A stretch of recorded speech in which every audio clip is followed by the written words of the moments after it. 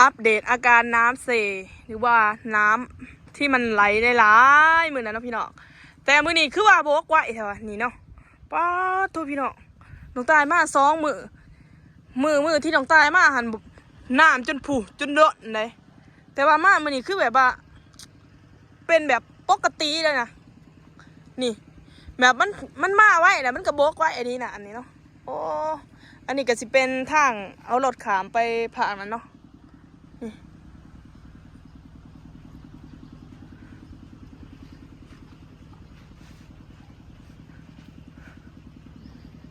ว้าวโอ้โหนี่ก็เป็นเรือจักรอันนั้นก็จะเป็นบักที่ใส่ขามรถใหญ่หรือว่ารถที่มีน้ำหนักเยอะและอันนี้ก็คือขามรถจักรหรือว่ามอเตอร์ไซค์เนาะโอ้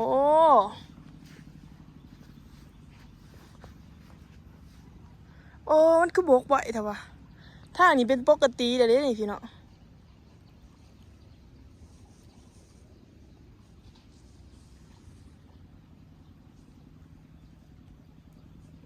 นี่เนาะ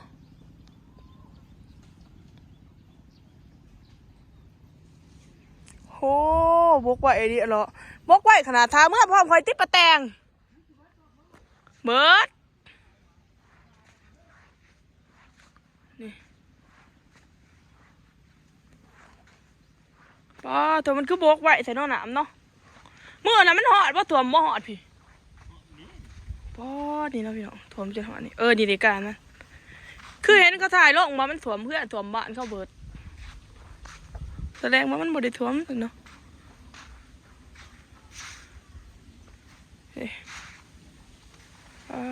เถอะบกไว้ดิเหรอเนาะมาเอาทุเรียนพี่น้องอีพอแล้วจมอยากทุเรียนไล่หมดเลยไปเอาเนาะ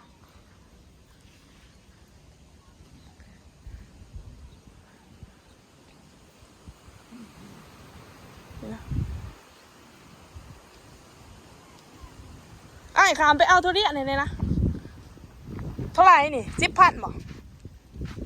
10,000บ่เอานี่เนาะขอกระสิขามไปนะขอสิถ่ายคลิปไปได้ป้าตัวมกไว้ไอ้ดีเนาะมันมก2 มื้อเนาะมองหัน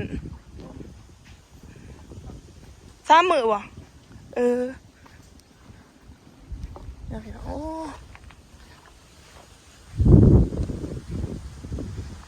ป้าตัวก็บกไว้ใช่ปะมันไหลไปใส่ปะพี่น้องเดี๋ยวน้องใจจะขามไปขามเหือคนกับขามคือกันโบเมนจะขามตลอดเลยนี่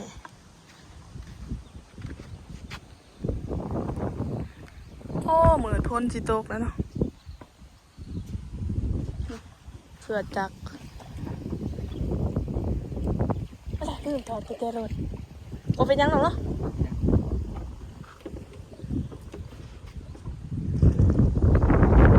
น้ำนี่ก็ใส่เป็นไรพี่น้อง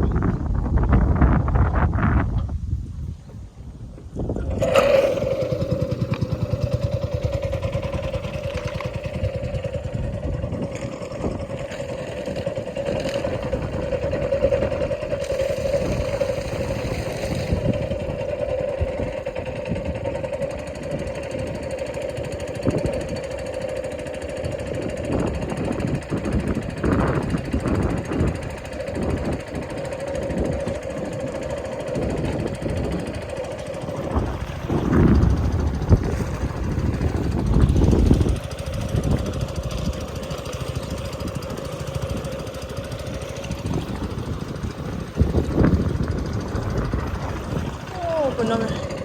หนามันได้ไปพูน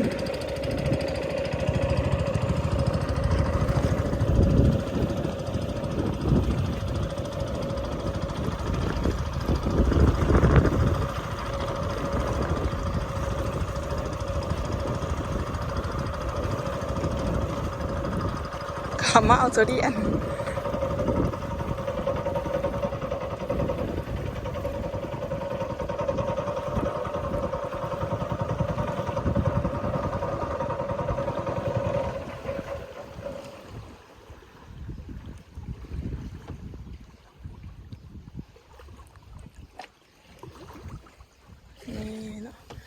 แลนคนละฝาเลยนี่แบบว่าผ้าอันนี้กับอันนี้เนาะผ้าอันนี้กับอันนั้นนี่มาไล่สองมือมาจะใส่นะโอ้โอ้โอ้นี่ฮู้ของฝากของใหญ่หลายนี่นะพี่น้อง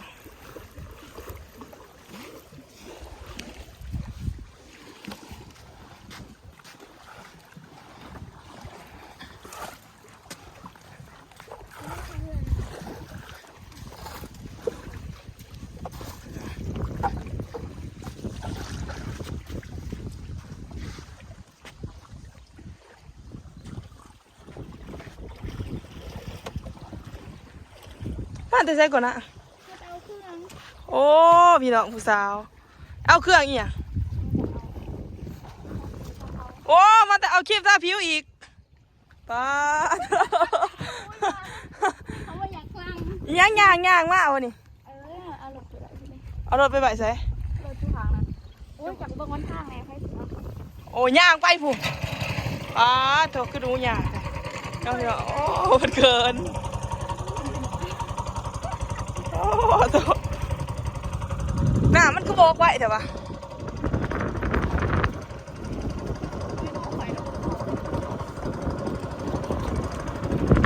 ไปเอาอีหยังล่ะกินท่าผิวท่าเพลปิดหนามาตีจะเคินหลายหนาเข้าก่อนมันขามมาจะเอาชีพท่าผิวเนาะอ๋อตัวหนาม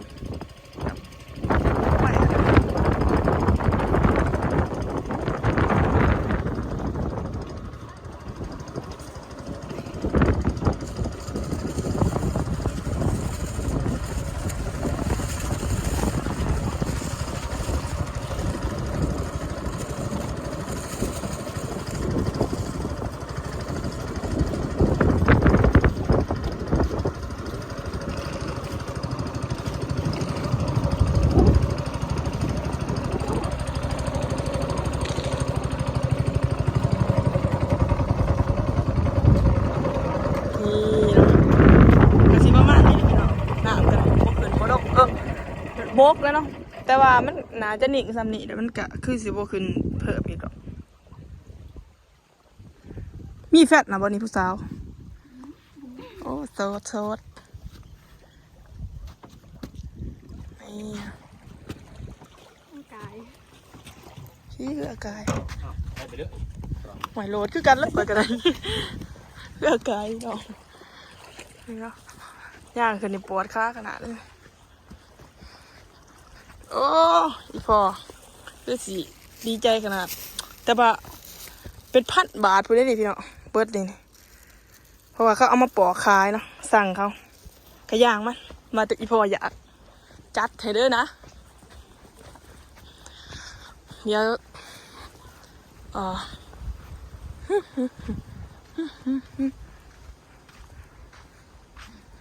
นี่นะพี่เนาะประมาณนี้แหละเนาะอาการหนาวกันเลยก็สำหรับคลิปนี้ก็สิจบเพียงสมีได้จ้าพอกันใหม่คลิปหน้าฝากกดไลค์กดแชร์กดติดตามเพื่อเป็นกำลังใจให้น้องตายเด้อบ๊ายบาย